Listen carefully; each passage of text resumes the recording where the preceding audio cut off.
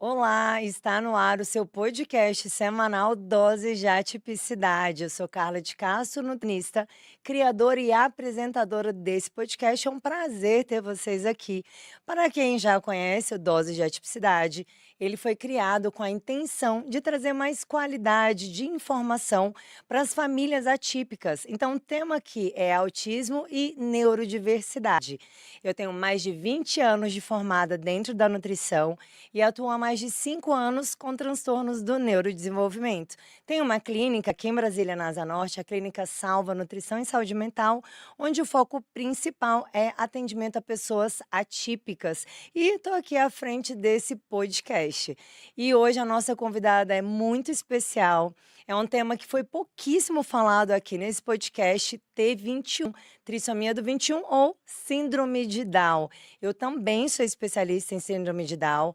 Eu sou pioneira no Brasil, fiz a minha formação em 2020, então é uma história aí que já tem um bom tempo, né, uma boa caminhada, mais de 5 anos aí de atuação. E a minha formação é autismo, TDAH e T21. Não tenho tantos pacientes assim com T21 em Brasília, mas atendo pacientes também, é uma área de atuação que eu tenho. E a convidada de hoje foi para falar sobre esse tema, menos falado aqui, mas não menos importante. Então, hoje eu estou com a Yarla. Yarla, muito obrigada por ter aceitado o nosso convite. Ah, obrigada. Yarla Violatti é uma mãe atípica, ela é mãe do Samuel. Samuelzinho, 3 aninhos, tem um diagnóstico de T21, a gente vai falar muito sobre ele hoje. Ela é uma ativista da causa do T21, além de outras causas também, né, Yarla? Sim. E ela é diretora, de comunicação e marketing do Apsidal, além de ser uma acadêmica de terapia ocupacional. Gente, cometi uma pequena falha. Como esse podcast é um podcast inclusivo, eu estou, né, me cuidando aqui para fazer a minha autodescrição antes de começar, para que a gente consiga levar informação para as pessoas que têm deficiência, visual. Então, peço perdão, peço desculpas, mas vou fazer agora. Então, eu sou Carla, como já falei, sou uma mulher morena de mais ou menos 1,63 m, estou vestindo um macacão branco e uma jaqueta marrom. E a gente está no estúdio do Doses Milionárias, onde o fundo da minha tela é azul. Agora sim, Yarla, por favor, se apresente e fala para nossa audiência, suas redes sociais, a gente já inicia esse papo. Gente, primeiramente, é um prazer imenso estar aqui com você. Muito obrigada por me dar a oportunidade de vir falar aqui sobre a minha experiência, a minha vivência como mãe atípica, né, de Samuelzinho. Vou fazer minha autodescrição. Sou uma mulher de cor branca, cabelo loiros mechados à altura dos ombros. Estou vestida com um casaco de cor marrom clara. Do lado direito, estou usando um broche da ONG na qual eu sou diretora de comunicação e marketing, que é do Apsidal, e estou usando brincos dourados. Muito bem, tá vendo que ela é bem melhor do que eu. Gente, eu tô aprendendo ainda, tenham Não, paciência. que isso. No início do podcast eu não fazia isso, e aí eu recebi alguns convidados que têm esse costume que é muito comum, né, Yarla? É, E isso é inclusão, gente. Eu falo muito sobre inclusão aqui. E por vezes, até quem tá falando sobre isso falha. E aí sim. eu trouxe o professor Tolentino, ele fez a autodescrição dele, trouxe a Cibele também. Aí eu falei, vou incluir isso no podcast, mas ainda é algo que eu tô introduzindo aí na minha rotina. Então eu vou melhorar, prometo. Não, que isso, é para todos verem, né, é importante a gente trazer, a inclusão para todos mesmo. Não, com certeza. Não, e vocês viram, né, mãe atípica, tem o Samuelzinho, estudante aí de terapia ocupacional, a gente vai falar sobre tudo isso hoje. Mas vamos começar pelo diagnóstico. Diferente, do autismo e do TDAH, que normalmente o diagnóstico vem em sequência, o autismo a gente já fecha ali com 1 aninho, 1 ano e 2 meses, já é possível identificar algumas características, ele é exclusivamente clínico, né, a gente ainda não tem um exame, apesar da gente já ter muitos genes associados ao autismo e ao TDAH também. A Uhum, gente não é uma síndrome genética, né, não são síndromes diferentes da síndrome de Down, sim. que a gente tem um cromossomo 21, onde a gente tem todas as características e que a gente costuma dizer que a T21 entrega o diagnóstico, né. A gente vê uma criança, um adulto com T21, a gente identifica características fenóticas, né, de que aquele paciente, aquela pessoa tem, uma síndrome. O Uhum. autismo TDAH é um tanto quanto diferente, então me fala um pouquinho de como é que foi o diagnóstico do Samuel, um pouquinho da sua história. Então, o meu diagnóstico foi no parto, né. Eu inclusive recentemente fiz uma enquete no meu grupo de WhatsApp, onde a grande maioria das mães relataram que só descobriram no parto.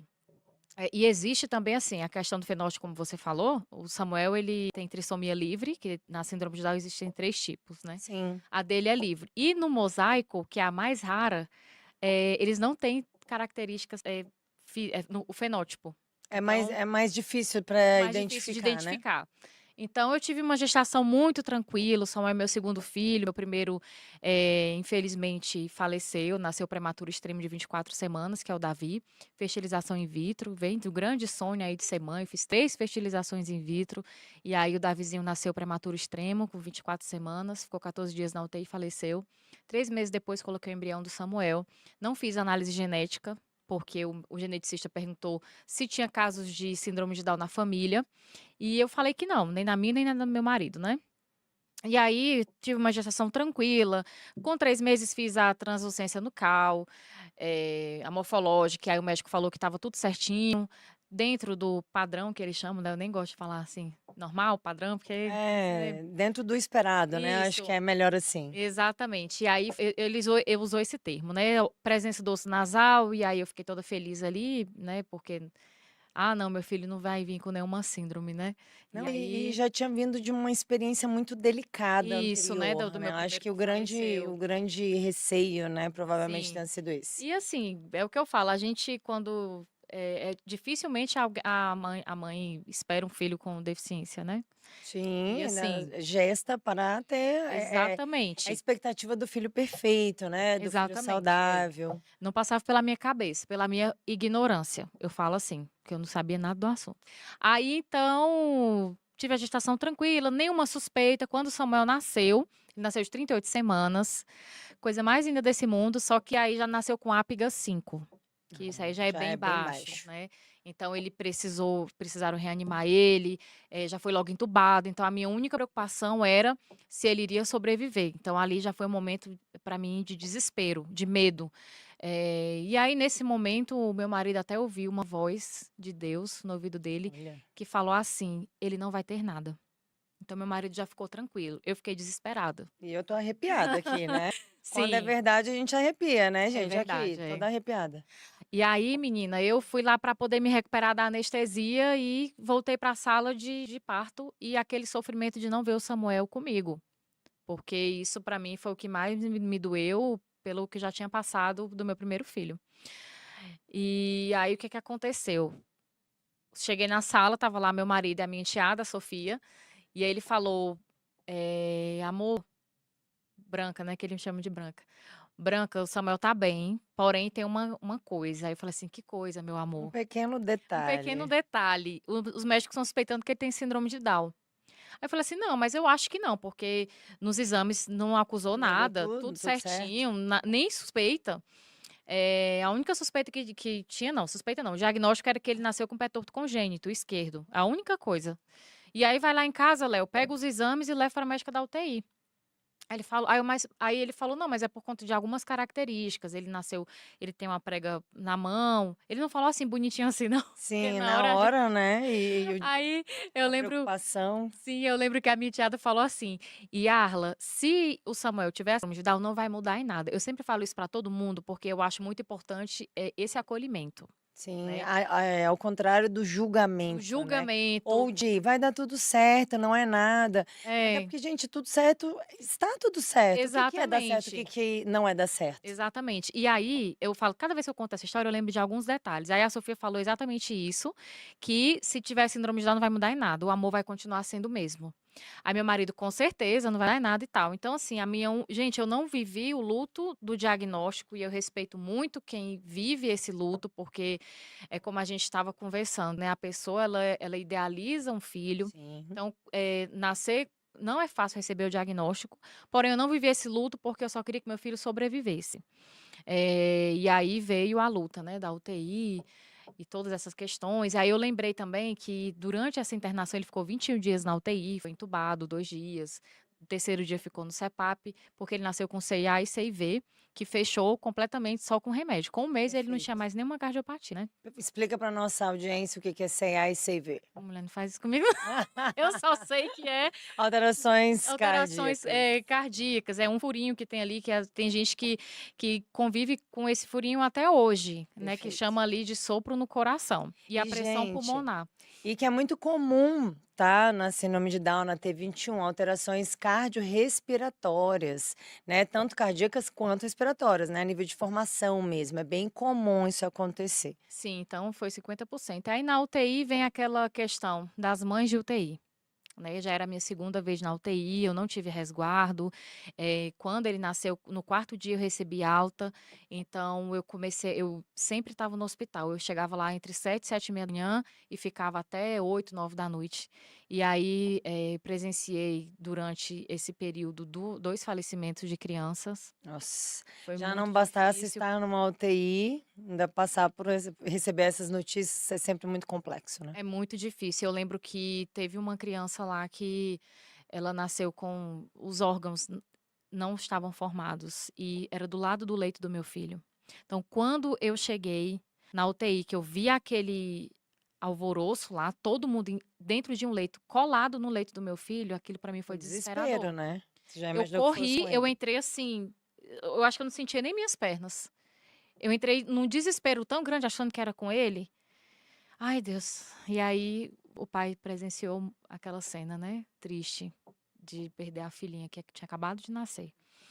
Mas é muito difícil, sabe? Eu falo assim que a UTI ela é um ambiente de que tá ali, você tem aquela esperança, mas é muito difícil, principalmente pra gente que é mãe, ir pra casa sem um filho no colo.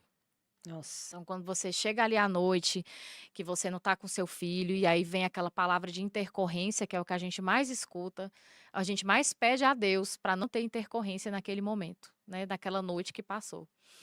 E que você consiga abrir o olho e tá tudo bem. É, exatamente. Então, até ali era a suspeita. Fui para casa com 21 dias, Samuelzinho. E aí bateu aquele desespero. Eu lembro que eu não consegui nem dormir como é que eu ia dar um banho, porque eu não tinha experiência nenhuma com criança. E agora, Deus? Socorro, Deus. E aí, menina, assim, eu fui tão leve, eu comecei a pesquisar, fui pro Google, onde vi várias coisas terríveis sobre a síndrome de Sim, Down. sim. Aí é terra de ninguém, né, gente? É por isso que esse podcast Exatamente. existe, para você vir para cá e ter acesso a informações de qualidade, como a gente está trazendo, né? Porque Google, Exatamente.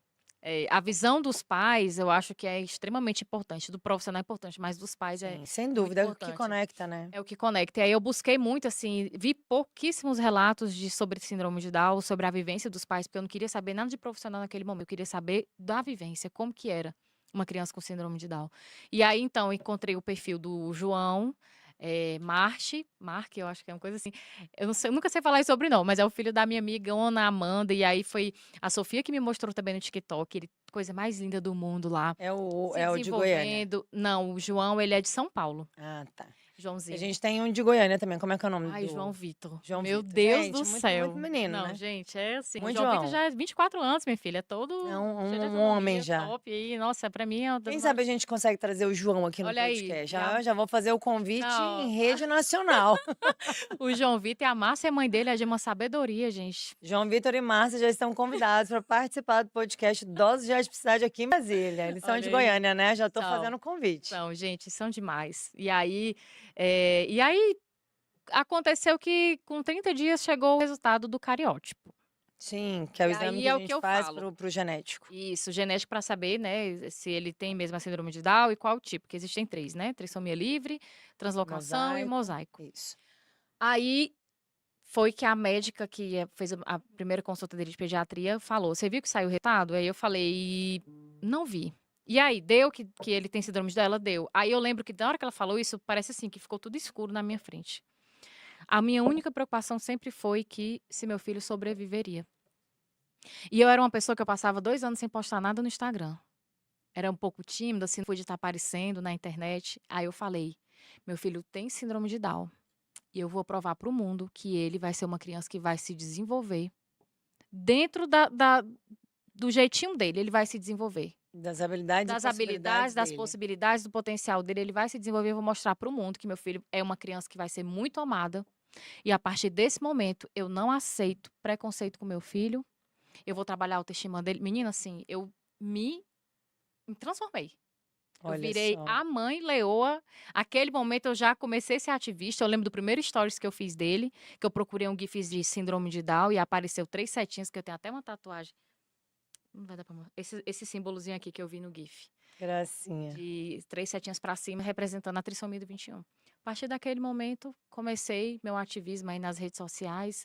Comecei sempre pensando no próximo, porque eu me senti privilegiada de estar em Brasília com profissionais que têm capacitação em atender pessoas com síndrome de Down. A gente sabe Perfeito, que isso é uma falta muito grande no país, né, nessas especializações, né? perfeito. E aí, tudo que eu ia lá no Instituto da Nádia Quadros, quero mandar um beijo para a doutora Nádia Quadros, do Instituto Nádia Quadros, para a doutora Moê Marcoverde, que foi pediatria de Samuel, e elas fizeram um acolhimento lindíssimo comigo. Eu sei que existe muito, sabe, Carla, nas lives que eu faço, sobre a maneira que se é dado o diagnóstico. Eu sempre costumo dizer que isso muda o futuro da própria criança, porque existem casos que os pais já ficam meio assim quando recebem o diagnóstico de uma maneira muito negativa, né, do profissional. Perfeito. Eu acho que parte do desafio de ser mãe atípica vem nesse momento, né? De como é Exatamente. entregue esse diagnóstico, de como é dado esse diagnóstico, como é dada essa notícia. Exatamente. Eu gravei um podcast, eu não sei se foi na semana passada, acho que foi o último gravado, que foi com a advogada Jéssica Uhum. Guedes. Ela falou exatamente, conhecida sua também, ela falou Uhum. exatamente sobre isso, sobre o protocolo de más notícias. Como os profissionais que vão das notícias não conseguem. Parece que não tem empatia, não todos, tá, gente? Óbvio, a gente não vai Sim, generalizar. Mas como é complicado para as pessoas darem essas notícias, né? A falta de preparo, a falta de humanização, a falta de acolhimento muito complexa, né. gente, então assim, eu vejo muitos relatos desumanos mesmo da parte médica. Perfeito. Gente, eu falei uma palavra errada aqui, eu vou me corrigir, tá. Eu falei características fenótipas, mas são fenotípicas, ok. Lá atrás eu É, falei, eu tô aqui lembrando disso. É isso aqui, quem sabe faz ao vivo, a gente aprendi, corrige no ao vivo. aprendi também. Características fenotípicas. Tá, e aí como é que está o Samuelzinho hoje? Antes disso, eu queria só fazer um adendo sobre o luto. O tema luto, gente, eu já trouxe aqui várias vezes. Acho que todo podcast a gente fala sobre isso. Acho que não Uhum. dá para falar sobre atípicos sem falar sobre o diagnóstico e o luto sobre o diagnóstico. Um amigo meu me procurou agora recente para dizer que recebeu o diagnóstico do filho, né, TEA, e ele estava, né, num momento muito chateado, estava muito triste, enfim.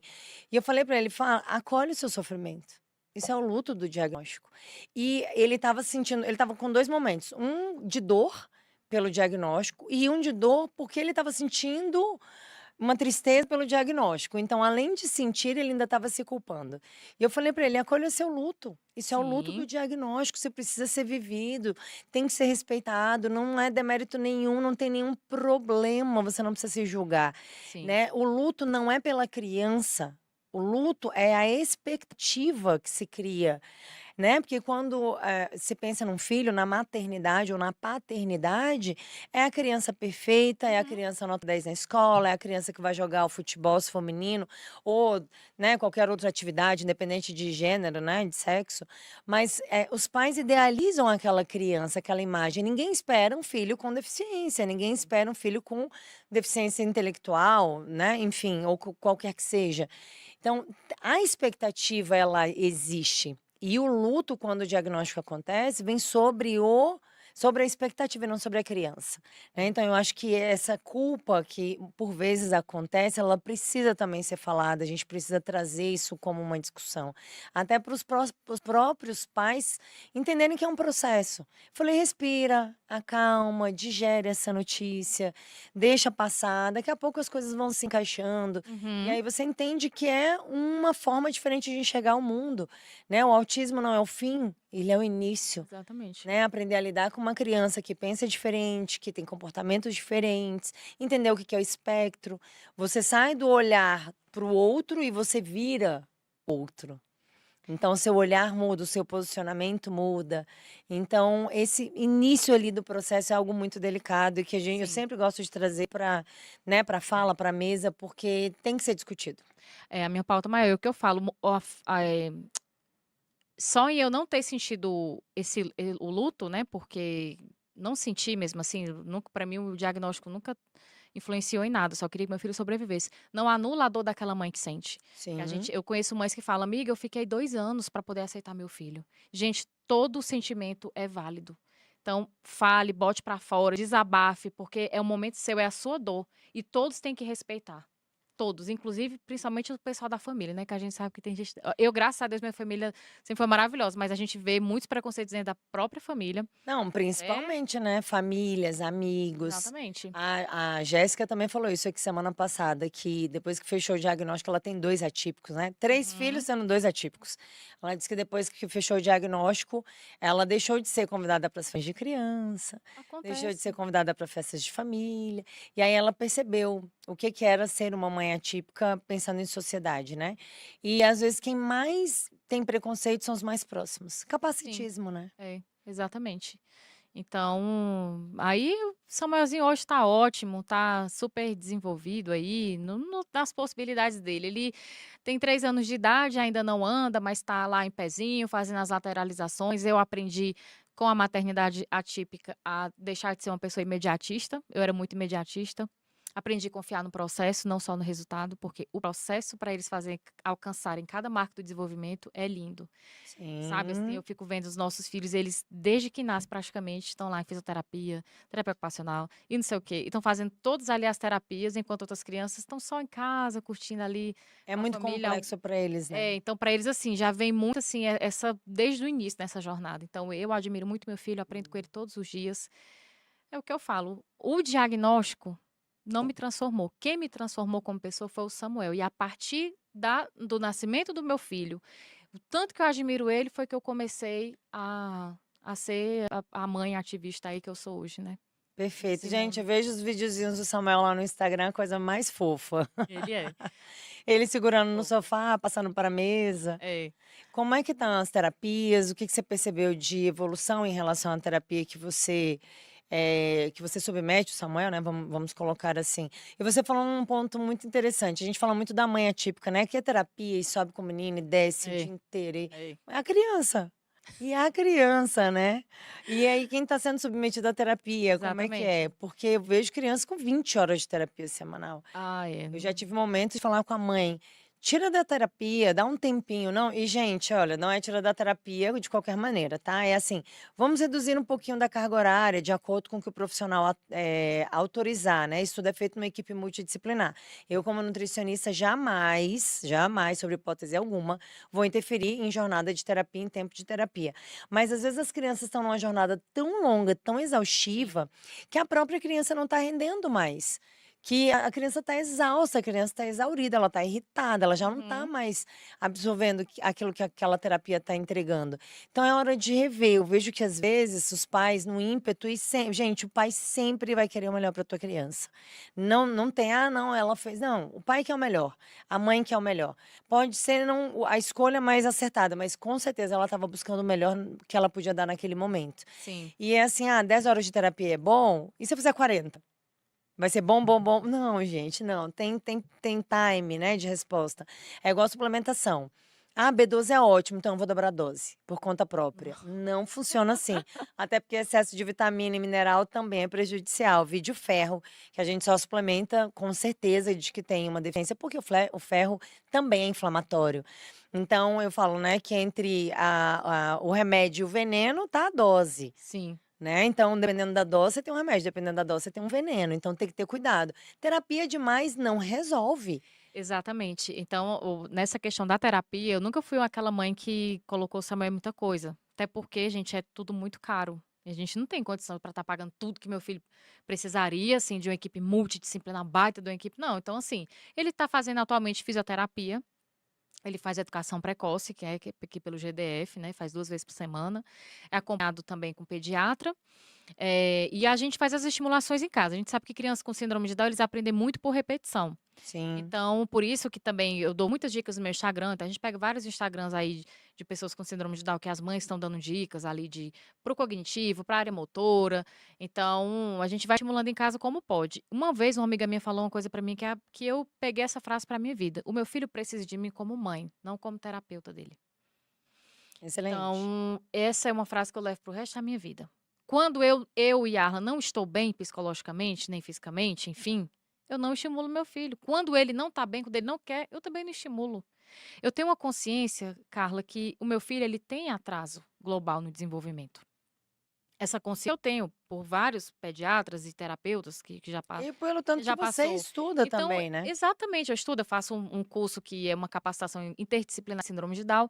Então, pelo que a gente estuda, eu não vou exigir do meu filho que ele seja, como eu já vi algumas até médicos falando que eu nem gosto disso, mas tipo um super Down. Eu quero que ele seja feliz. Nossa, Então, ele tem os atrasos do desenvolvimento dele, mas eu olho para o meu filho, eu olho o Samuel. Eu não olho a síndrome de Down, eu não olho nada disso. É o meu filho, é o Samuel. Quando ele tá bem, eu perfeito. estimulo. Quando ele não tá bem, eu não estimulo e tá tudo bem. Porque Não, eu não vou negligenciar a questão da síndrome de Down. Eles precisam de terapia, muitas vezes para o resto da vida. sim, Então, e gente, essa ele consciência sendo é super feliz, sim, importante. ele sendo feliz, para mim é o que importa. E não dá para sobrepor os papéis e deixar a mãe terapeuta sobrepor a mãe acolhedora, né. É. Senão fica parecendo que a criança tem obrigação de se desenvolver em todos os Sim, eu pontos. não gosto nem de meta. Seu filho vai ter que arrastar tantos metros por dia, seu filho vai ter que engatinhar tantos metros por dia. Eu respeito quem faz, cada um é cada um, mas eu tô aqui para falar da minha maternidade, da minha vivência. Eu não Perfeito, faço isso ao seu filho. Eu vou no perfeito. limite, se ele puder, naquele dia ele quiser fazer mais, ele faz, se ele não quiser, não faz, acabou e tá tudo bem. É porque tem que ter respeito pela criança, é humano, né. Exatamente. Porque senão a gente fica querendo que a criança se desenvolva, se desenvolva, se desenvolva e você não tá olhando para a criança. Cada um com suas limitações. Tá olhando para o que foi prescrito, tá olhando pra terapia e todas as terapias são muito bem-vindas. Eu sou pró terapia total, eu sou Com equipe certeza. multi, né, equipe multidisciplinar, não dá para fazer, tudo sozinho, nem nada sozinho a gente faz que a gente dá tudo. Uhum. Então a gente precisa da TO, precisa da fono, precisa da psicomotricidade, precisa da nutrição, precisa do psicólogo, da neuropsicóloga, precisa do neuropsicopedagogo na escola, preciso da Sim. professora ali atenta, da monitora, se for o caso. Então a gente precisa da equipe multi, ninguém vai fazer nada. O pediatra, obviamente, tem que estar junto. Aí eu te falo, Carla, isso é uma realidade que a gente consegue ter aqui em Brasília, é aquelas mães que não têm condição de pagar, nem o Com pediatra. certeza, Aí é exatamente. por Nem o isso que básico, né, nem nem o o básico, mínimo. o mínimo não tem. Então é por isso que a gente entra ali, vamos supor, eu tenho meu grupo, que é a minha maior rede de apoio, que são as mães que eu acolho, que estão no meu grupo, que tem mães ali que têm contato com uma equipe multi maravilhosa, todo mundo capacitado, aquelas mães ajudam as que não têm condições. Então a gente traz isso de uma maneira gratuita. Que nem você está fazendo aqui, onde você traz especialistas para trazer dúvidas para as mães, que nem a gente faz lá no meu Instagram.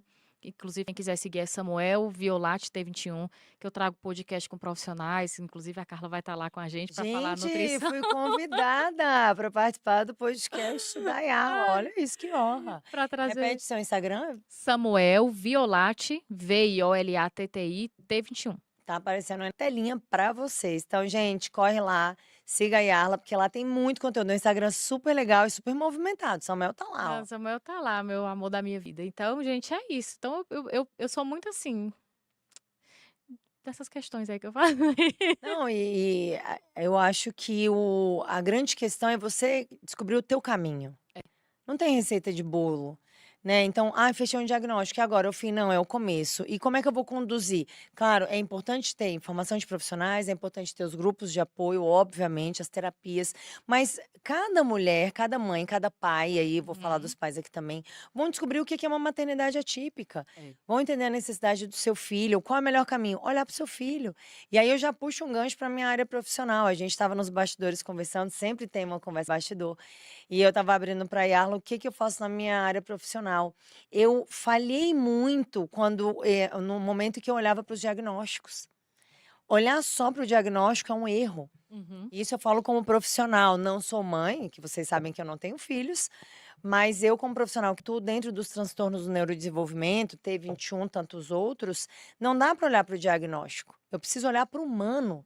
Ontem eu fiz um atendimento a uma paciente adulta com muitos diagnósticos.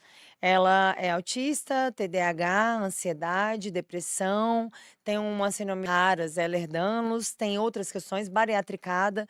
E ela foi me contando, eu falei: "Tá bom, né?". Eu brinquei com ela, falei: "Tá bom, né?". Aí ela falou: "É isso". Então, se eu for olhar para cada pedacinho de cada diagnóstico, é óbvio que eu vou errar. Olha o tanto de informação, o tanto de seeds anexados a essa paciente. Se eu quiser trabalhar por fatia, eu vou errar. E aí eu falei para ela: "Eu não vou olhar para os seus diagnósticos". É óbvio, gente, isso é super importante, por isso que eu sou uma especialista na área. Mas eu olho para onde? Para ela como humana. Eu olho para ela como uma pessoa que precisa de auxílio, de ajuda, porque ali eu vou saber aonde eu vou começar. E aí fica o convite também para as mães que ainda não aceitação, pais também, Sim, como esse meu amigo que veio me dar a notícia, olhar para o humano, né, olhar para a criança, para a necessidade da criança ou para o adulto. Eu atendo todas as idades, então eu lido com muitos adultos também. Então tirar o foco do rótulo, né, porque fecha-se o diagnóstico, ganha um carimbo, você ganha um sim. selo. E aí, como isso é complicado, né? Por vezes ele é importante sim, até para a gente conduzir as terapias. Inclusive, eu sou 100% pró-investigação. Recebo muitas perguntas no meu direct falando: Carla, eu tô achando que eu tenho um TDAH, você acha que vale investigar há 40 anos? Claro, gente, investigue. As coisas têm que ter nome. Sim. Né? A gente tem que investigar para poder tratar, tem que saber do que se trata, tem que entender quais são as comorbidades associadas, mas não é só isso. Exatamente. E por mais que você acaba que a gente sempre compara, não tem como não comparar os filhos que a gente tem condição, você tem que saber que cada pessoa tem suas singularidades. Então é o que a Carla está falando. O especialista, ele é importantíssimo, anda tudo junto, né? Mas sempre olhar para a pessoa e não para o diagnóstico. Isso é que você tem que levar para o resto da vida. Perfeito. E aí já vou dar um spoiler para vocês, que essa semana eu finalizei o capítulo de um livro, que eu fui convidada para escrever sobre autismo. Ele está indo para revisão e depois deve ser publicado logo em breve, aí eu trago notícias para vocês. E nesse capítulo que eu fui convidada para escrever, que é óbvio, né, abordagem nutricional dentro do autismo e vivência e diagnóstico, eu falei exatamente sobre isso. Então acho que o ponto alto desse capítulo é a minha fala a respeito do olhar para o humano. Uhum. Todas as vezes que eu tentei enquadrar um paciente, eu errei. Todas as vezes que eu falei: "Ah, T21 é assim", veio um e me deu uma banda. "Ah não, autismo é assim", eu já sei, tem 5 anos que eu lido com isso, já sei como que é. Aí vem uma criança totalmente diferente. Tanto é que espectro é assim, né, é o espectro. E eu brinco que existe espectro de normalidade também, né, que a gente pega pessoas completamente diferentes, sem laudos, sem diagnósticos, enfim. Então não dá pra gente enquadrar o humano. E aí o recado que eu deixo para profissionais também que estão aqui nos assistindo é: olhem sempre para o paciente, né, a mãe do paciente tem informação que ninguém tem, a Sim. mãe e o pai, né, ninguém é mais especialista na criança, no adulto, adolescente do que a mãe dele, né, ou o próprio paciente se for um adulto também, às vezes o profissional atendendo o adulto está falando: "Ah não, mas o livro diz X". Não gente, não ignore as falas, né, é muito importante. Eu faço uma escuta ativa na clínica, então eu escuto as mães com muita atenção, os pais também, justamente para eu tentar coletar ali o maior quantidade de informações para poder ser uma boa profissional e aplicar tudo aquilo que é necessário. Uhum. Então, o livro ele vai ensinar, claro, a gente tem que ter teoria, mas a base, a prática clínica, nada vai bater a prática clínica, é impossível. É verdade. Agora vamos falar um pouquinho, já que você é ativista, eu quero que você fale um pouquinho sobre o seu trabalho lá no Apsidal. Para as mães que estão nos assistindo, que estão aqui, que vão ver depois a gravação desse podcast, o que que uma mãe, com uma criança, adolescente, T21 encontra lá no Apsidal? O que que vocês oferecem? Qual é o trabalho do Apsidal para que as pessoas consigam buscar vocês também?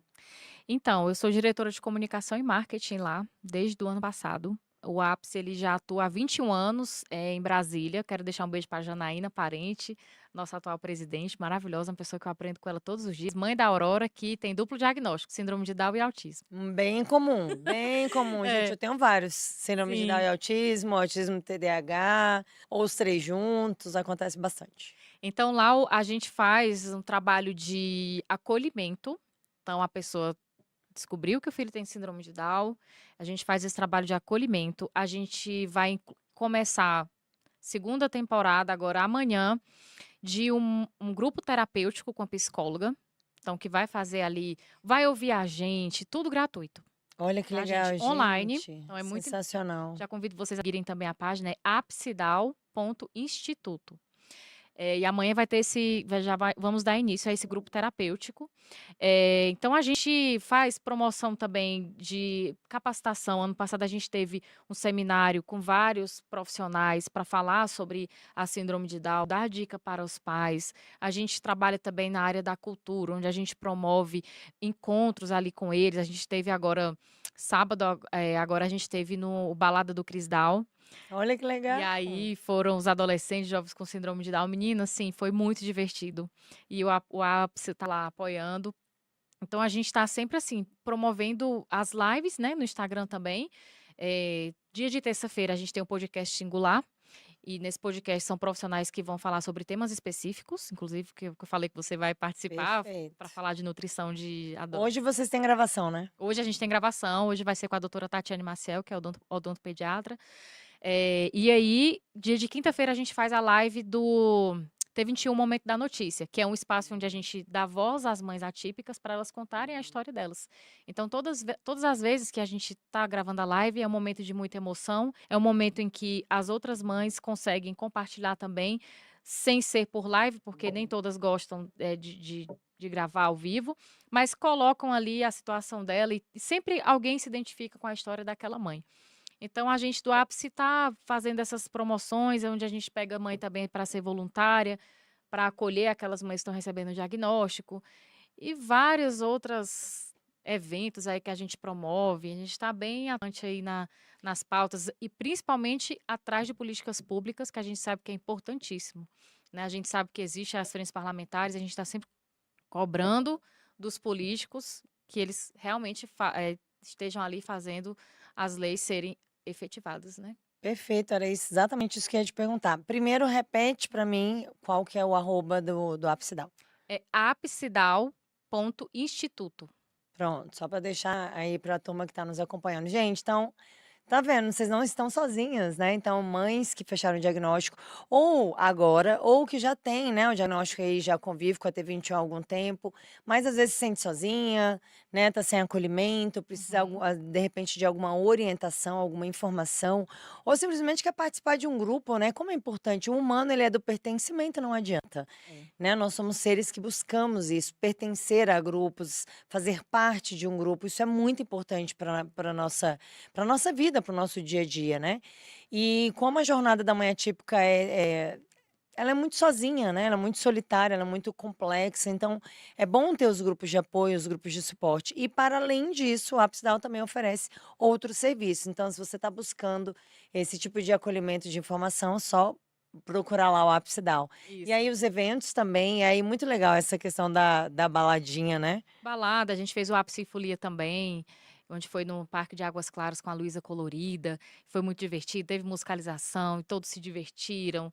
Gente, a inclusão, né, a gente tem que Perfeito. trazer todos aí para a inclusão, não é só terapia, não é só aqueles rótulos como a gente vê todos colocando, eles se divertem, eles namoram. Tá aí o João Vitor, primeiro conselheiro, com síndrome de Down da Unicef, Olha que tá legal. terminando faculdade de educação física e dentre outros e vários. A gente tem no ápice, a gente tem o Dinho, que é diretor da Autodefensoria. Inclusive, nós temos também Perfeito. autodefensores no ápice, que são pessoas com síndrome de Down que estão ali para cobrar também os direitos deles e de todos que têm a síndrome de Down. E é isso, gente. Representatividade. Eu Exatamente. falo assim, eu sou E aquela mãe que eu ainda falo pelo Samuel, enquanto ele não tiver voz. E também, se não falar, vai ter lá a pranchazinha de comunicação dele. pronto, comunicação alternativa, muito Mas é bem. isso que eu falo, sou voz até ele começar a falar. Então, Perfeito. é isso que eu sigo, é a minha linha de pensamento mesmo essa. Excelente. Não, e como é bom a gente divulgar esse tipo de informação, né. Por exemplo, eu estou em Brasília, Sim, eu atuo nessa área, eu não conhecia o Apsidal, sim, 21 né. anos. 21 anos, imagina, muito antes de eu imaginar que eu entraria para essa área, antes de eu me formar inclusive. E a gente acabou se conectando mais por conta dos grupos, né, das relações, do evento que teve lá na Câmara Legislativa, enfim, então a gente começa a entrar num movimento, e as pessoas vão se conhecendo, mas tem muita mãe que está aquém desse processo. Sim, Então é importante a gente trazer isso aqui para cá e falar sobre os institutos, tanto é que a gente fala sempre de institutos aqui, né, das ONGs, essas ONGs que nasceram com essa intenção de ajudar, de apoiar, de promover, e conectar as famílias que precisam também. E para além desse processo de apoio às mães, conversar com os políticos, né? Falar Uhum. sobre políticas públicas, sobre como o GDF, nós estamos em Brasília, né? Então, o GDF pode apoiar, e inclusive o governo federal também. Exatamente. E aí uma coisa que o deputado Eduardo Pedrosa, que eu vejo ele faz muito pela causa, né, das mães atípicas, ele fala isso, que as instituições muitas vezes fazem o papel que o governo deveria fazer. Sim, Então somos nós, gente, mães atípicas aí que, que estamos à frente, que a gente se reúne. Eu falo que no meu grupo todos os dias eu aprendo. Sempre aprendo alguma coisa com mães e não com profissionais. Com profissionais, gente, lógico, é muito importante. Tudo que eu adquiri até hoje de conhecimento sobre a síndrome de Down é graças aos cursos que eu faço, a faculdade de terapia ocupacional, que eu faço também. Mas, assim, as mães, elas têm um conhecimento, gente, surreal. sim, Se a você coloca assim, especialista é a mãe. é a mãe que convive. Se meu filho tá com uma manchinha no rosto, não sei o quê. Gente, vem assim um monte de mães. Eu já passei por isso, é fazer isso, é isso aqui, isso aqui, isso aqui, isso aqui. Então, essa é a rede de apoio. A minha maior rede de apoio atualmente é essa. Perfeito. Gente, lembrando que nenhuma orientação num grupo de mães substitui uma consulta médica, Sim, tá? claro. Mas que a gente consegue Mas tirar é muitas importante, é dúvidas, muito é. importante, sim. Muito, é. Eu falo isso porque na parte de suplementação, às vezes a gente cai numa saia justa, né? Por quê? Consegue já. É. Faz uma suplementação para uma criança, aí a mãe, na intenção de ajudar, coloca a suplementação no grupo. Aí Uhum. outra mãe vai lá e replica. Ou então, X miligramas, microgramas de B12 é bom, então eu vou dobrar a dose. Aí, assim, né, rola um tititi ali nos grupos muitas vezes. Então tem algumas coisas que não são tão positivas assim. Então, cuidado, cuidado, principalmente quando a gente está relacionando a medicamento, a suplementação, né? Ou até acho que pode ser isso, o diagnóstico ou tal. Claro, os grupos são muito importantes, mas cuidado com as informações que tem lá, porque eu vejo que às vezes tem alguns grupos, né? Algumas mães, algumas situações, não só mães, que acabam atrapalhando um pouquinho nesse processo. Ao invés Sim. da mãe buscar informação com o profissional, acaba pegando informação ali no grupo e rola uma informação ali meio controversa, e isso é complicado também, né? Muito, principalmente na área da suplementação, vamos supor, o Samuel suplementa, eu nunca passei receita, porque eu sei que envolve idade, envolve algumas Individual, comorbidades, então absolutamente assim, individual. mas é o que eu falo, nem sempre as pessoas têm acesso a profissionais. Então as mães que têm acesso a algumas questões, que é o que eu te falo, a gente tem essa responsabilidade social do que vai indicar. Então todo cuidado é pouco, né, Exatamente. Então, o grupo ele é para ser apoio, ele é para ser sim, suporte, nunca para colocar em risco, substituir isso, obviamente, né. E eu tô falando isso, gente, porque eu já passei por situações assim. acredito. Já aconteceu de uma mãe printar uma conversa e me mandar: "Olha, Carla, vi isso aqui no grupo", e eu olhar e falar: "Meu Deus". É, não, não dá, Não, não gente. faz. Ou então a mãe vem com uma sugestão e, gente, vocês são muito especialistas. Eu confesso que no início da minha carreira, lá 5 anos atrás, quando eu comecei a manejar, na verdade eu comecei em 19, né? Em 2019 eu fiz um curso de capacitação com a Andréa Torres, inclusive um beijo, Andréia, ela vai estar no nosso primeiro simpósio Doses de Atipicidade aqui em Brasília. A Andréia vem de Portugal, ela é brasileira, mora aqui, ela é de Brasília, mas mora há muitos anos em Portugal. Legal. Ela é uma referência nacional e agora internacional também em T21. Então eu comecei a minha jornada na T21. Eu Que até legal. conto essa história no livro, né, no capítulo que eu escrevi. E achei a Andréia Torres, eu fiz o curso com a Andréia. Aí a gente começou a estudar, enfim, né, eu comecei a me capacitar nessa área. E isso tem, sei lá, muitos anos, né, já mais de 5 anos, 2019, quando eu comecei. E lá atrás eu tinha muito receio de atender. Uhum. Eu falava: "Gente, como é que eu vou atender uma mãe?" Porque eu vou falar para vocês, nutricionista tem medo da mãe, tá? Muitos têm. Porque vocês estudam tanto, vocês são tão especialistas, que o profissional ele fica com receio da mãe.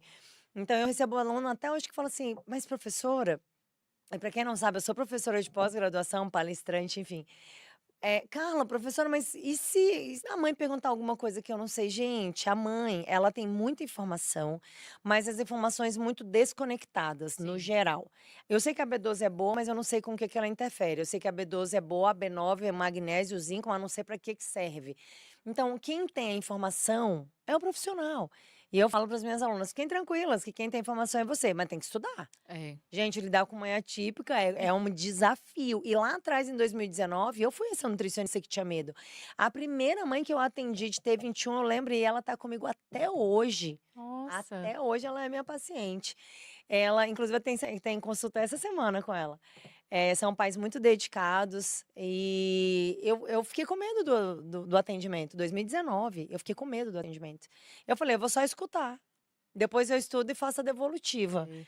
Hoje eu manuseio muito bem, obviamente, né, porque eu já tenho muita experiência, então bem mais tranquilo, mas ainda assim, eu recebo pacientes com síndromes raras que eu não conheço detalhadamente. O que que a gente faz? A gente estuda. Sim, Então, lidar com a mãe atípica, atender uma mãe atípica é um desafio mesmo. Eu falo para as minhas sim. alunas: estudem, estudem. E é legal toda essa dedicação das mães, mas por vezes, voltando à suplementação, né, e às vezes aos grupos, é complexo, porque nem tudo que está no grupo é o É. certo, nem tudo, né, o que está ali é replicável. Então, cuidado com informações, né, que aparecem, né, um tanto quanto soltas aí nos grupos de apoio. É. E eu queria te perguntar agora sobre a faculdade. Como assim agora, Yarla está fazendo terapia ocupacional? Gente, estou no terceiro semestre de terapia ocupacional. Eu faço aqui em Brasília mesmo. Tô amando, assim, é o momento que eu tive para buscar mais conhecimento, para continuar ajudando as mães. Eu quero atender crianças, neuroatípicas, né. E, assim, depois que eu comecei a fazer faculdade, algumas amigas minhas já começaram a fazer faculdade também, e várias outras áreas, mas para atender também pessoas neurodivergentes. Gente, assim, é um mundo, sabe, onde eu posso deixar de lado um pouquinho ali a maternidade naquele momento e focar em mim, porque na maternidade atípica acontece muito, a gente se perde. A gente perde até a identidade da gente, a gente fica ali focada, só pensando e preocupada e pensando na criança que você acaba esquecendo quem você é. E assim, eu me reencontrei de novo, né, o momento que eu tô conectada comigo mesma, mas também sempre o dedinho do Samuel, né, porque é para atender crianças neurodivergentes, então fica ali naquela luta de estudo, de conhecimento, e feliz de poder estar, incentivando outras mães a, se puderem, porque a gente sabe da sobrecarga, Realidade muitas de cada mães um, né? são mães solos, a gente vê aí que atualmente, doutora Carla, 79% das mães são mães solos.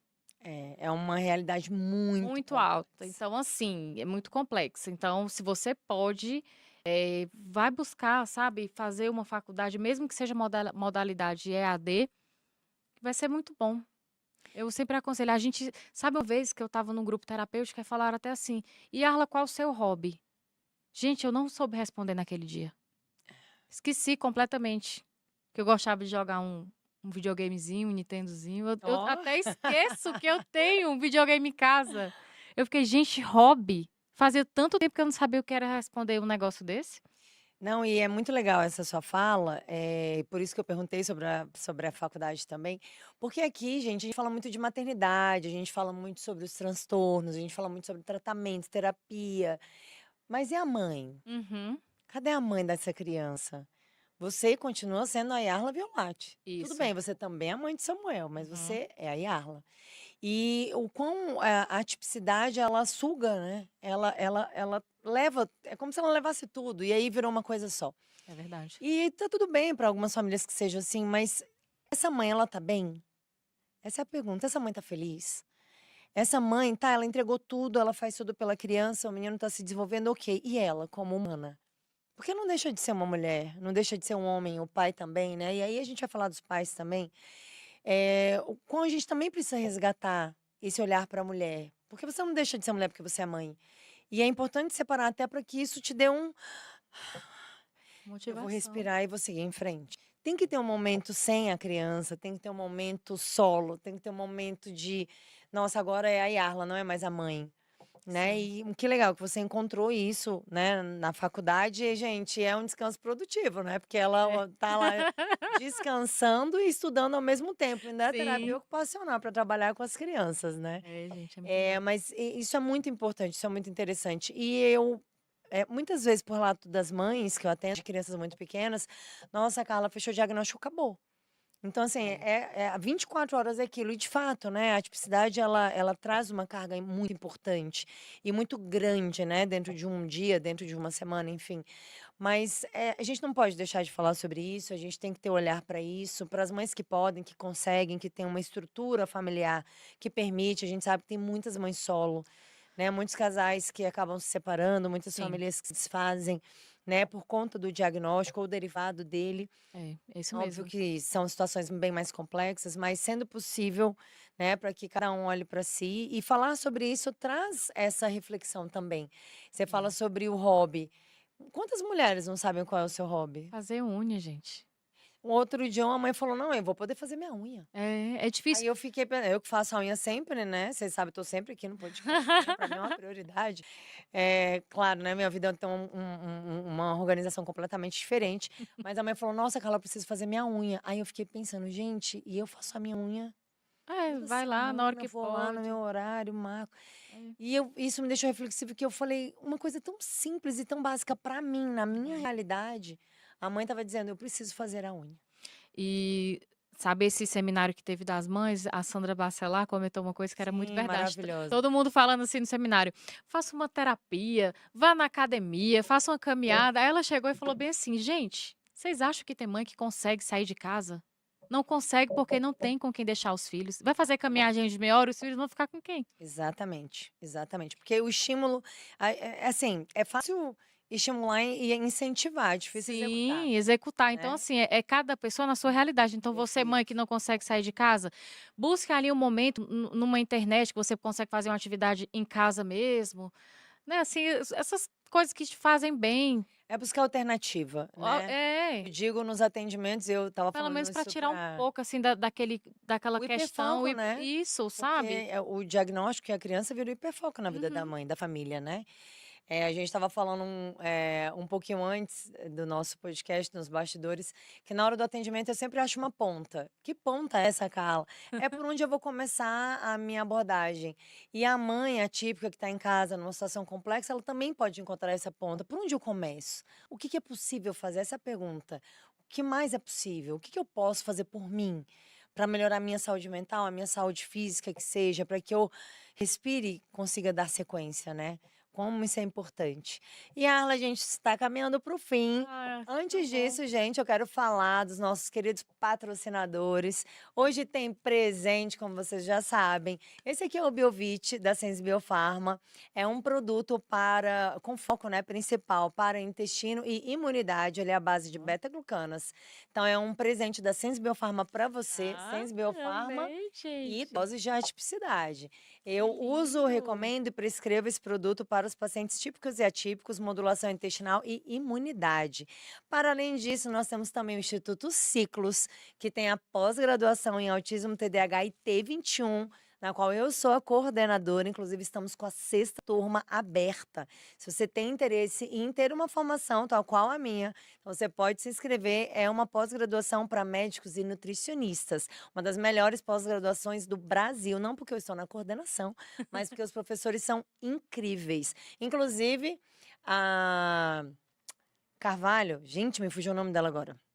Luciana. Nutricionista, Luciana, perdão, Luciana Carvalho, é a professora da nossa pós. Eu tô falando da Lu porque a Erla conhece a Luciana, então a Sim. Luciana também dá aula na nossa pós-graduação.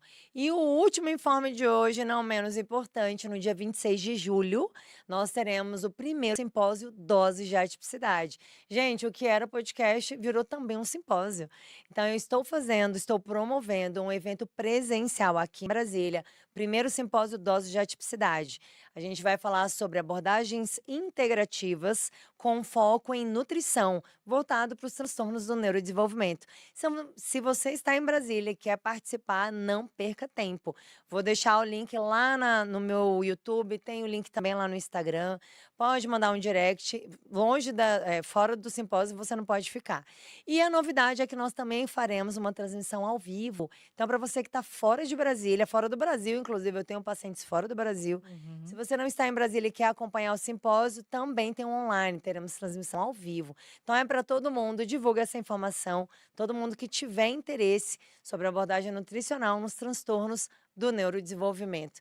E Arla, você vai deixar para mim a última mensagem para uma mãe De uma criança, adulto, não importa, com T21, o que que você falaria para ela agora?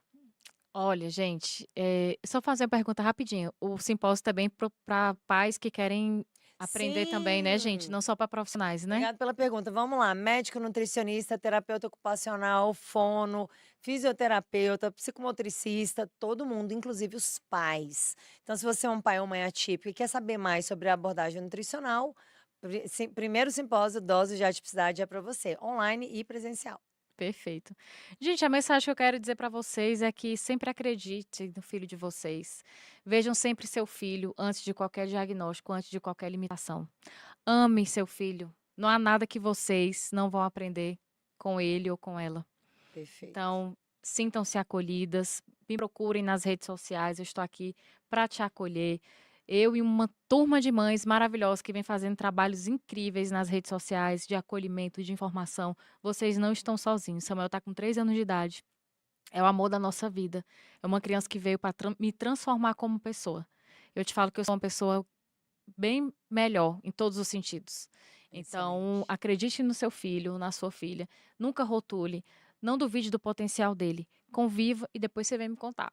É Excelente, por amor. gente. Vocês já vão seguir lá, a Yarla, lá no perfil dela, Samuel Violati. T21. T21. Siga lá para você pegar as informações, manda um direct, manda um oi para ela, entra lá no Instagram também do Ápice Down, que com certeza vocês vão ser muito bem acolhidas. E um beijo para vocês, obrigada por quem ficou aqui até agora. Na semana que vem, terça-feira, eu estou de volta com mais uma convidada. Até! Aziz